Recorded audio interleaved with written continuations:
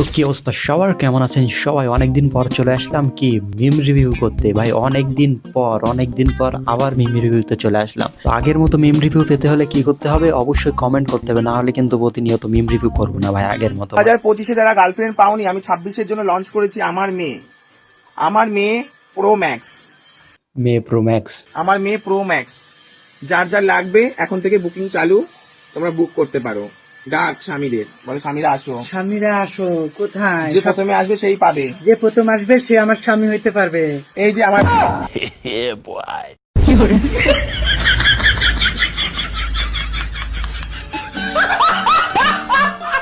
বন্ধু বুকিং কিন্তু শুরু হয়ে গেছে, আর লেট করিস না। দেরি হয়ে গেলে কিন্তু ভাই এটাও হাতছাড়া করবি। এটা বড় সড়ো লেভেলের সুযোগ আছে ভাই, এটাও হাতছাড়া করিস না। এটা অন্তত ভাই ধরে নে ভাই, মানে অপমান কেমন আর কত বড় লেভেলের করা যায়।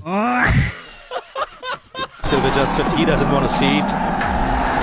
That is surely a different case, Maha.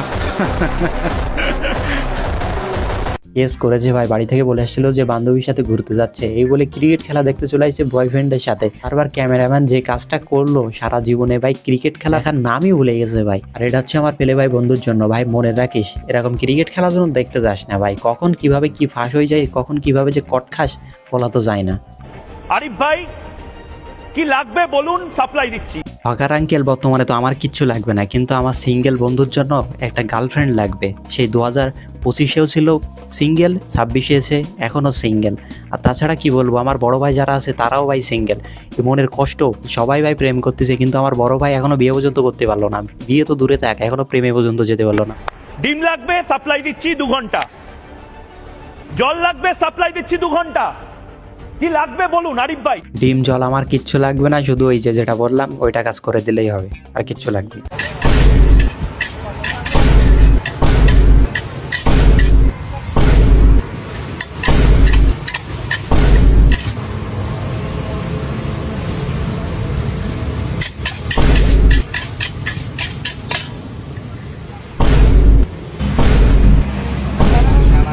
Okay, এখন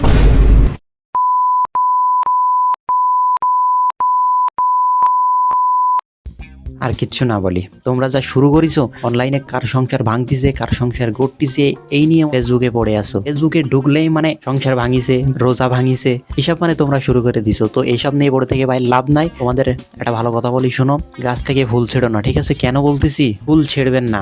আপনি যে মেয়ের জন্য ফুল ছিঁড়বেন গাছের অভিশাপে, সে মেয়ে কাল আপনাকে ছেড়ে টাকাওয়ালা টাকলু ছেলেকে বিয়ে করবে, আপনাকে দাওয়াতটাও দিবে না। ফুল গাছেই সুন্দর, আদেশক্রমের কর্তৃপক্ষ।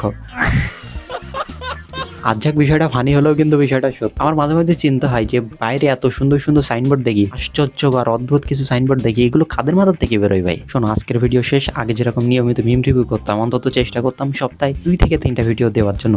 এরকম যদি চাও যে আমি আগের মতো মিম রিভিউ করি, অবশ্যই কি করা লাগবে? কমেন্ট করা লাগবে। তোমাদের কমেন্ট যদি বেশি হয় আবার করবো, আর নাহলে ভাই মিম রিভিউ বাদ। টাটা।